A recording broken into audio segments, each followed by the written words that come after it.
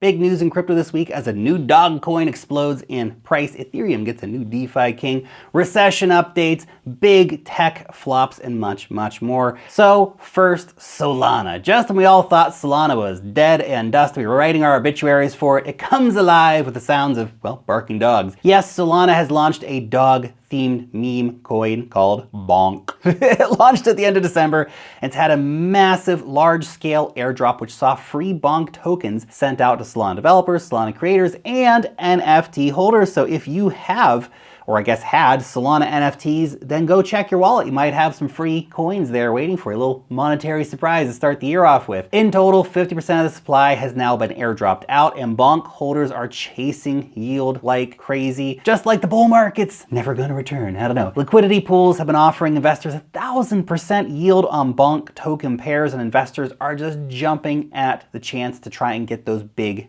bull market like yields. Be careful though, because impermanent loss can wreck you pretty damn quick in those kind of pools. Solana's Orca Dex has seen over $20 million in volume for Bonk trading pairs, and it seems that Bonk has become really the focus among Solana developers right now, with different projects trying to integrate with the meme coin, find ways to build a meme coin, get it into their existing protocols, because it is popular, it is capturing imagination, which means all is good for now in the Solana community as hype and excitement have returned, although, you know, users and TVL and all that stuff remain very far down. The Bonk token price has gone insane, by the way, increasing many thousands of percent in just 10 days. Like, seriously, it did like a 50x, guys. It was nuts. In a bear market. That's some crazy stuff. Okay, now let's talk about Avalanche NFTs on Shopify. Cool. So Shopify store owners can now sell Avalanche-based NFTs directly through their online store. This means millions of merchants will no longer need to direct their customers over to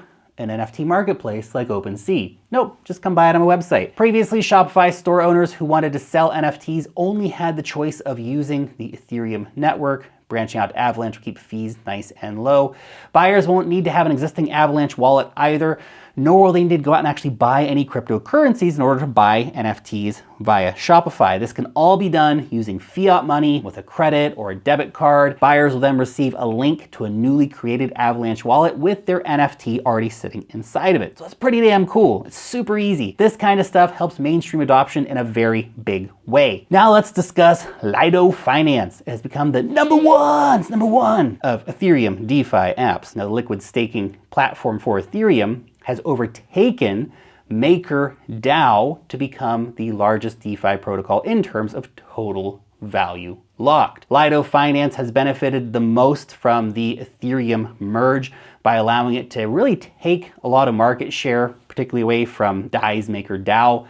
Now, MakerDAO's total value locked dropped by 8% to just $5.93 billion, while Lido Finance has managed to gain just enough market share to take the lead with $5.99 billion. Still a close call right now, but it'll be interesting to see if that trend continues, especially once Ethereum unlocks come, and whether MakerDAO can reclaim that top spot once again. But it's just a reminder, this story, that DeFi on Ethereum, it's still alive, it's still well, it's working just fine. In fact, it's working better than ever. Now, before we break down the recession news, what's happening with big tech, gold's insane price rally, I just wanted to let you know about my weekly crypto investor newsletter. It's called Wealth Mastery. It's jam-packed full of alpha on altcoins, airdrops, NFTs, DeFi tutorials, market analysis, and much, much more. Join our 50,000 weekly readers by signing up for free using the link down below in the description. Now let's talk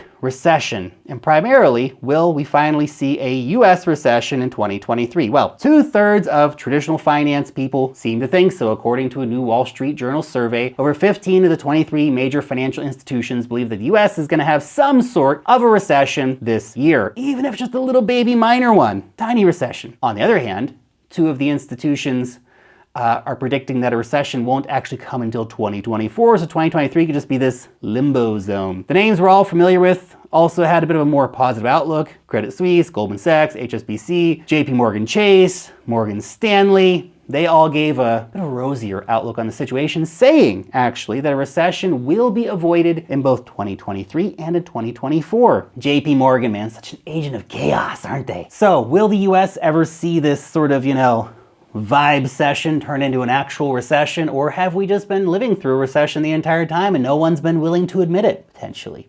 Time will tell, I guess, how they officially declare it or not. But Goldman Sachs has been a lot less positive about, well, everyone else, the UK in particular, knowing the UK and Europe more broadly are already in a recession. The investment bank forecasts 1.2% contraction in the UK's real GDP over the course of this year, well below all other G10 major economies. Now, this would actually plunge the UK into a recession as deep as that Russia is currently seeing. That's according to economists' expectations. We should be looking for a potential sharp fall in living standards in the UK if this plays out. Now, this means even when financial markets are out of the woods, that global economies may still have a way to go before things get back to normal. And that brings us to big tech, essentially the canary in the coal mine for the cryptocurrency markets.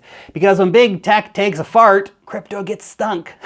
That's what happens anyway. Between Apple, Amazon, Tesla, big tech getting hit pretty hard during this tightening environment. Apple and Amazon were some of the biggest losers in market value in 2022. Each company lost like $1 trillion in value, just casually, right? Now Amazon plans to cut over 18,000 jobs, which is more than they had initially planned. Initially done like 10,000. The company confessed it grew its warehouse staff just too damn quickly when demand was so high, right? Then of course there's old Tesla, which can't seem to catch a damn break these days, dropping to the 12% in just one day a few days ago in its worst day of trading in more than 2 years. Ouch. Tesla's production and delivery numbers came in lower than expected, giving the market yet another reason to dump Tesla some more. Oh man. Investors are not impressed even after delivering 1.3 million vehicles in 2022, which is actually 40% more than 2021.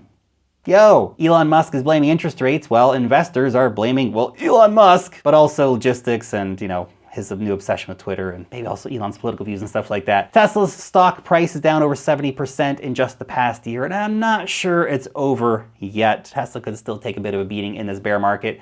But guess who is still buying Tesla? Cathie Wood. That's who. ARK Invest has added another 176,000 Tesla shares to its ETF products. But the Fed is not planning to slow down those rate hikes anytime soon. Job growth for December came in hotter than expected, with 235,000 jobs added in December, well above the 153,000 estimate. You think that's a good thing, but no, not for the Fed. They want you to lose your job. Remember that. They want to crush you. This week, we also saw the minutes released from the December Federal Reserve meeting. Now, the Fed's basically came out and said they're unlikely to cut interest rates this year. The official statement was, participants generally observed that a restrictive policy stance would need to be maintained until the incoming data provided confidence that inflation was on a sustained downward path to 2%. Yeah, that's going to take some time to getting that back down to 2% thing. It's crazy, man. They either want you to lose your net worth by destroying markets or lose your job, or preferably both. Central banks, man. Finally, gold has reached a 6-month high, with analysts predicting a new all-time high in 2023 as a recession continues to loom, as those fears continue to play on investors' minds. Price of gold hit almost $1,850 per ounce and has been steadily on the rise since the beginning of November last year. This is after central banks spent Q3 basically buying gold at the fastest rate in 55 freaking years. Talk about front-running the recession, man. Central banks were on top of it. They appear to have timed the bottom pretty damn well in 2022 in terms of buying up truckloads of gold. Now, the head of commodity strategy at Saxo Bank explains the gold outlook for 2023. In general, he says, we are looking for a price-friendly 2023 supported by a potential recession, stock market valuation risks, and eventual peak in central bank rate hikes, combined with the prospect of a weaker dollar and inflation not actually returning to the expected sub 3% level by the end of the year. All would add support for further price rises for